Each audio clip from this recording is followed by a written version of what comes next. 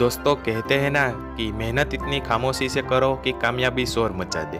वैसे ही आज हम बात करेंगे लंच फोर्ड रिचर्डसन की। लंच फोर्ड रिचर्डसन का जन्म 29 दिसंबर 1854 में हुआ था।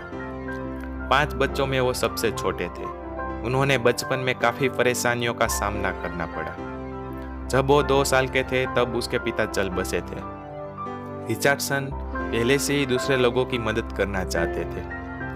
अगर हम उसके एजुकेशन की बात करें तो वो कॉलेज के 4 साल करने के लिए उनके पास बिल्कुल पैसे नहीं थे।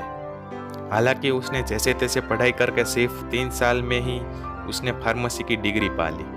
उन्होंने फार्मेसी की डिग्री 1875 में डेविडसन कॉलेज से पूरी की। लेकिन रिचर्डसन एक वकील बनना चाहते थे, लेकिन उसकी पढ़ाई करने के लिए वो असमर्थ थे। बाद में उन्होंने एक स्कूल में एक शिक्षक के रूप में 5 साल तक नौकरी की। बाद में उन्होंने ये नौकरी छोड़ के वो एक नई शुरुआत और एक करियर बनाना चाहते थे।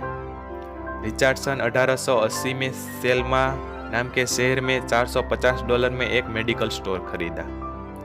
उन्होंने इस स्टोर से काफ़ी कमाई की। सेल्मा में 10 साल के बाद रिचर्डसन उसका बिजनेस बढ़ाना चाहते थे। बाद में उन्होंने 2 पार्टनर्स के साथ एक और ड्रग स्टोर खरीदा। उन्होंने दवाइयों को बेचने का तरीका बदला। जो लोग उनसे दवाइयाँ लेते थे वो लोग महीने या साल में उसके पैसे देते थे। रिचर्डसन का ये तरीका किसानों और मजदूरों के लिए काफ़ी फायदेमंद था। लेकिन रिचर्डसन का सबसे बड़ा योगदान उनकी बनाई हुई दवा थी। लोगों ने उन पर विश्वास किया। उन्होंने नई सामग्री के साथ प्रयोग करना चालू किया और 21 दवा बनाई और उन्हें विक्स रेमेडीज नाम दिया। उन्होंने विक्स नाम क्यों रखा वो अभी भी एक रहस्य है। कुछ लोगों का कहना था कि ये नाम दवाओं की बोतलों को पर फिक्स बैठता था।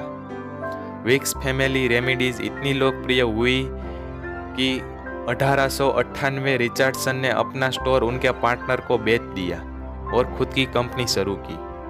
उनकी ये कंपनी पूरे राज्य में अपना प्रोडक्ट बेचती थी। ये सिर्फ विक्स प्रोडक्ट ही बनाती थी। विक्स खांसी और जुकाम के लिए एक क्रांतिकारी बाहरी उपचार था, जिसे विक्स मैजिक क्रूप और न्यूमोनिया साल्वे कहा जाता था। उस टाइम क्रूप, जो कि एक सांस की बीमारी थी, उसका बेटा भी इस बीमारी का शिकार था। रिचर्डसन ने पहली बार अपने बेटे के इलाज के लिए एक मलहम बनाया। रिचर्डसन ने जापान से मेंथोल नाम का एक तत्व का उपयोग करके एक मलहम बनाया, जो गर्म होने पर बाष्प में बदल जाता था। उन्होंने मेंथोल को खांसी और ठंडी दवाओं में पाए जाने वाले तत्वों के साथ मिलाया। जब कोई मरीज ये मलहम लगाता था, तब शरीर की गर्मी मेंथोल को सक्रिय कर देती थी और सीधे दवाओं के तत्वों को फेफड़े में डाल देती थी। इस जादुई उपचार ने मरीजों की परेशानी को कम कर दिया। सबसे अच्छी बात तो ये थी कि ये कोई गोलियां या औषधि नहीं थी। विक्स मलहम एक सरल घरेलू उपचार बन गया। उन्होंने ये मलहम एक नीली बोतल में पैकिंग की और उनके होर्डिंग्स पूरे राज्य में लगा दिए। विक्स मलहम की मांग इतनी तेजी से बढ़ी कि रिचर्डसन ने 1905 में राज्य में दवाई बेचती कंपनी को बंद कर दिया और पूरा ध्यान अपने प्रोडक्ट बनाने पर केंद्रित किया। उन्होंने अपनी कंपनी को बड़ा बनाया और पैकेजिंग के लिए कई मशीनें लगवाई। 1907 में उनके बेटे हेनरी स्मिथ रिचर्डसन इस बिजनेस में शामिल हुए और अपने पिता को सिर्फ विक्स मलहम बनाने के लिए राजी कर लिया। प्रोडक्ट का नाम विक्स वेपोरब में बदल दिया गया। ये प्रोडक्ट दूसरी कई प्रोडक्टों के प्रतियोगिता में खड़ी हुई। विक्स वेपोरब संयुक्त राज्य में खांसी और जुकाम का प्रमुख इलाज बन गया। 1918 में एक महामारी फ्लू हुआ था।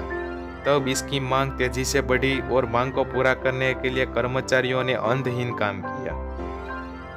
1919 में वेपोरब हर राज्य में बेचा गया। अगस्त 1919 में रिचर्डसन का निधन हो गया।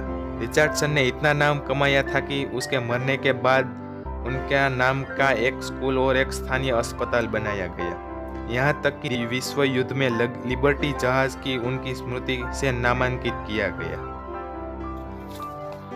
1935 में उनके बेटों ने वैज्ञानिक और धर्मार्थ परियोजना को बढ़ावा देने के लिए रिचर्डसन फाउंडेशन की स्थापना की। रिचर्डसन की मृत्यु के लगभग 90 साल बाद दुनिया भर में बीमार लोगों की बेचैनी को दूर करने की उनका मलम आज भी लोकप्रिय है। अगर दोस्तों आपको ये मेरी वीडियो अच्छी लगी हो तो लाइक, शेयर एंड सब्सक्राइब जरूर कर देना। आपका बहुमूल्य समय देने के लिए धन्यवाद।